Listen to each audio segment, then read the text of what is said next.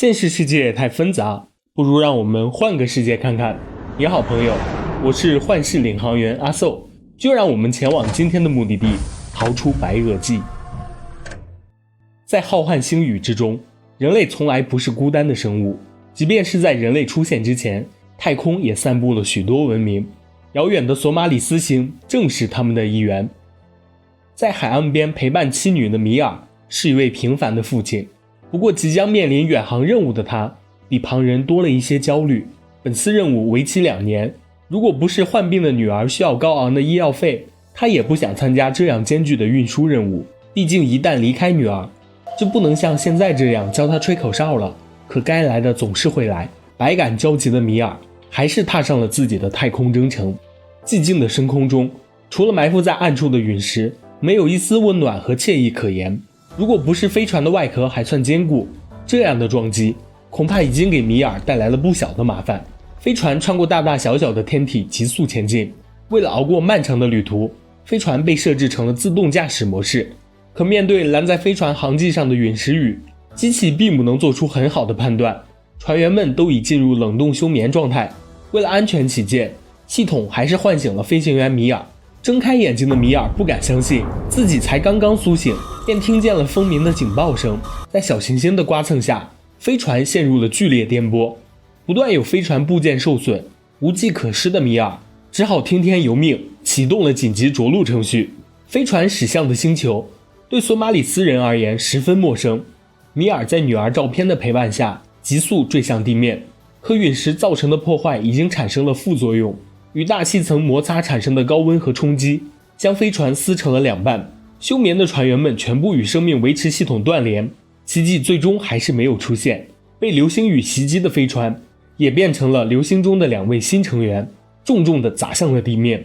在危险来临的最后一刻，米尔所牵挂的依旧是自己的孩子。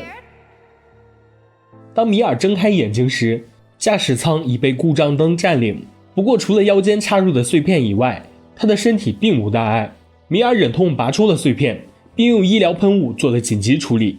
当务之急还是探查周边情况，太空服是必不可少的东西。飞船的受损情况让米尔目瞪口呆，舱内只剩下他1位船员，看来要寻找幸存者，就只能迎接外界诡异的污水。趁手的武器必不可少，好在除了突然断裂的甲板外，陌生的星球里似乎并无太多危险的迹象。当然，这只是似乎。米尔将注意力放在了遇难者遗体身上，并未留意到水中的神秘生物。曾经熟悉的伙伴们散落各处，这正是米尔最不愿看到的景象。漫天的繁星遥不可及，飞船也失去了行动能力，除了救援别无他法。可身为最后生还者的米尔，在目睹方才的人间惨剧后，已经丧失了求生的希望。如果不是扣响扳机之前想到了在家中等待自己的女儿，米尔多想一了百了了啊！可大丈夫一诺千金，答应回去就一定要回去，只要还能听到女儿的声音，就没有什么好怕的。不仅如此，一息尚存的飞船系统还为米尔带来了一个好消息。离飞船不远的地方，其实还有一个尚未打开的休眠舱，就像米尔脚下的不明生物蛋壳一样，休眠舱也要迎来被打开的时刻。船员尚有意识，米尔真是不虚此行。看来他并不是飞船上的唯一一位生还者，也不是唯一一个在森林里寻找目标的生物。米尔总算意识到自己身处的是一个危机四伏的地方，这里正是处在白垩纪时期的地球。好在这一夜睡得还算踏实，女孩的生命体征也算比较平稳。为了救出幸存者，他必须尽早找到救生船。可还没等米尔有所斩获，地上的长牙和巨大的骨架便吸引了他的目光。这样的庞然大物，如果不是遇到了更为强大的敌手，绝不会葬身此地。看来从地下喷涌而出的蒸汽和泉水能用高温杀死所有得罪此地的生物。不过今天的米尔显得格外走运，他不仅依靠谨慎躲过了泉水的袭击，还利用自己的洞察力发现了救生船的踪影。望远镜的扫描结果不会有错，那正是15公里外的救生船。可脚下的路并不好走，还有各种陌生生物的阻拦。初到地球的米尔被敏捷的迅猛龙来了一个下马威，突如其来的险情使原本就小心翼翼的米尔倍加谨慎。果然，前方的草丛中还藏着一个人。那正是米尔昨天救出的女孩。看来对方并不是很信任这位飞行员，好在地球的环境足够凶险，现实会告诉他们，想活命就必须得合作。身后的树林又传出了大动静，仿佛有一只巨兽逐渐靠近。当务之急还是返回飞船，从长计议。女儿虽然也是索马里斯人，但与米尔分属不同族群的她，无法向对方表达自己的感受。除了家和亲人这样的简单字眼，她对米尔所说的也是一概不知。可地球上的日子一天比一天凶险，就算沟通不畅，也必须尽早出发，寻找逃生机会。好在图画是大家共通的语言。米尔告诉这位名叫科雅的女孩，只要我们能到山上去，就能找到家，找到亲人。可只有发送求救信息的米尔明白，科雅的亲人已经在空难中离世了，但眼下的他除了带给孩子求生的信念，也没有其他更好的办法。正如科雅所发现的那样，米尔也是靠着对亲人的挂念，才坚定了寻找逃生机会的决心。短短15公里的路程，不知会遇到多少怪物，手雷当然是能带多少就带多少，低调行事也显得尤为重要。天上飞过的怪鸟不是大威胁，但也不能对林中的异常放松警惕。不仅如此，敏锐的科雅还注意到，远方的天空中出现了一抹诡异的红光。虽然言语沟通不畅，但科雅还是能从米尔的手势中明白，路边的野果有毒，但静止的植物好研究，乱飞的虫子可不好对付。就算米尔能一把拍死身上的不速之客，令人畏惧的粘液也让他无所适从。不过荒野求生的历险中，这样的奇遇已经算是消遣了。残酷的大自然中，更多的是适者生存的丛林法则。就算科雅不是见死不救的人，在弱肉强食的森林中，也没有人能保护弱者。这正是米尔出发前叮嘱孩子一定要低调行事的原因。重振旗鼓的二人继续朝着密林深处前进，高强度的行程几乎要让米尔的旧伤复发，他不得不停下休息。其实不光是米尔在保护孩子，一路相伴的科雅也是时刻提醒着他坚持下去。既然科雅的贡献这么大，那头上戴朵花也是可以接受的事情。按照计划，他们应该离救生船不远了。爬上高处的米尔再次使用望远镜定位，可地球的植物显然和索马里斯星不同，由于摔得太狠，米尔的左臂甚至发生了脱臼。事实证明，这场意外来的不是时候。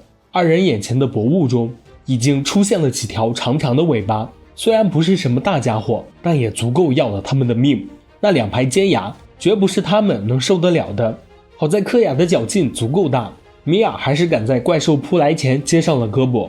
索马里斯星的武器对付些中小型的怪兽不是难事，可敌方毕竟人多势众，为了便于自己施展，米尔连忙吩咐科雅先逃走。他准备的手雷正是为了此刻。听见爆炸声的科雅忍不住探查起队友的情况，可还没等他瞧见米尔的踪迹，身后盘旋的翼龙便让他首尾难顾起来。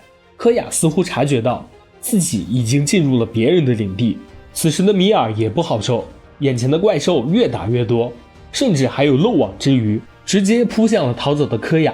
他们不仅仅赶走了翼龙，对眼前的女孩更是兴趣浓厚。手无寸铁的科雅逐渐被逼上高处，若不是米尔及时赶到，他已经命丧兽口。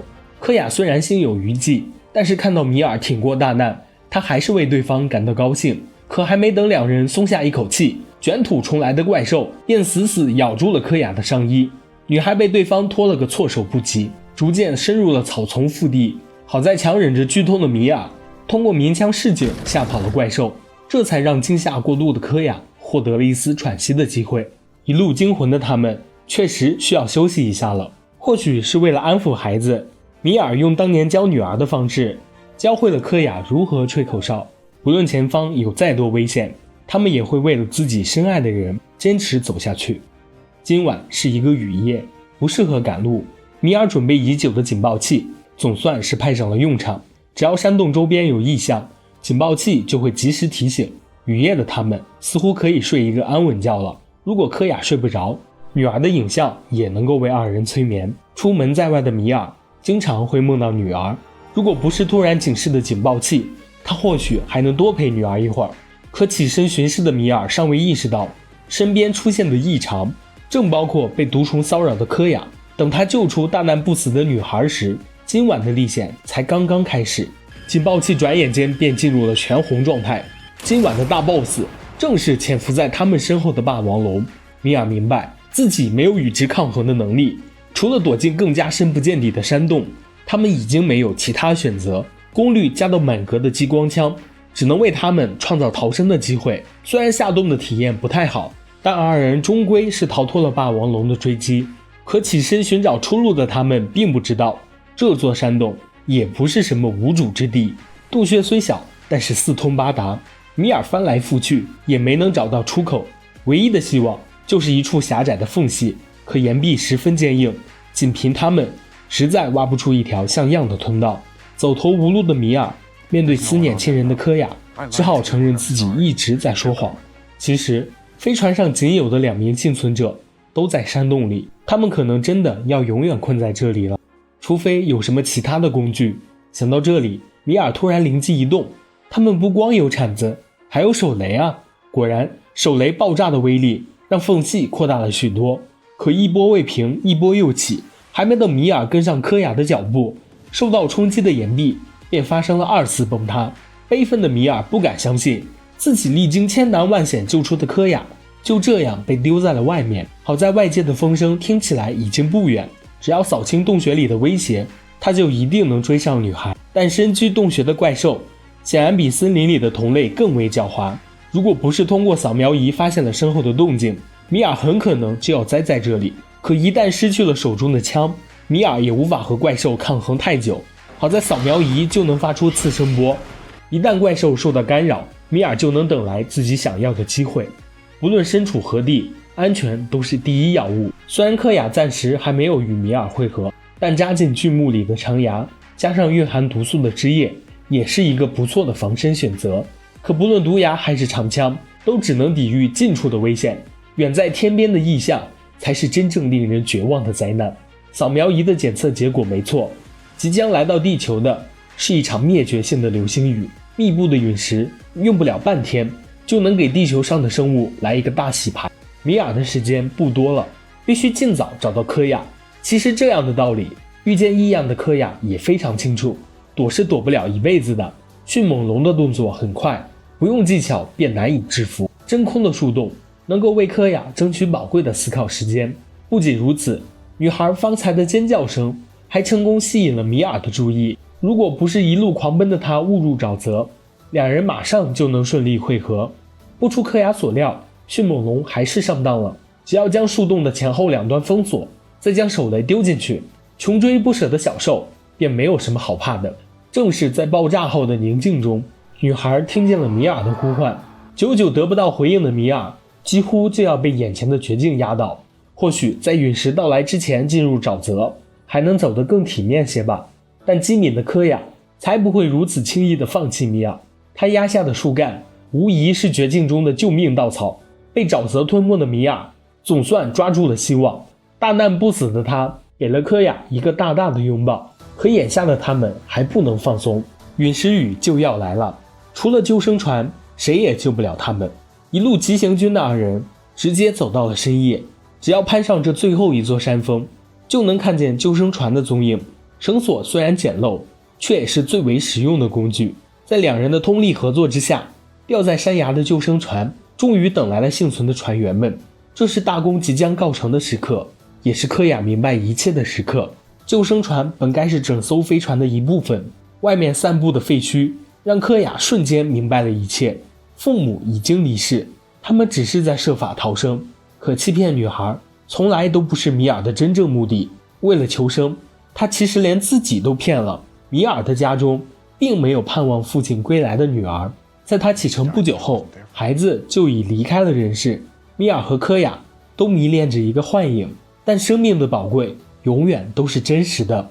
陨石雨的先头部队已经抵达地球，他们必须着手返航了。这场劫难即将改写地球的历史，也在为二人制造最后的难关。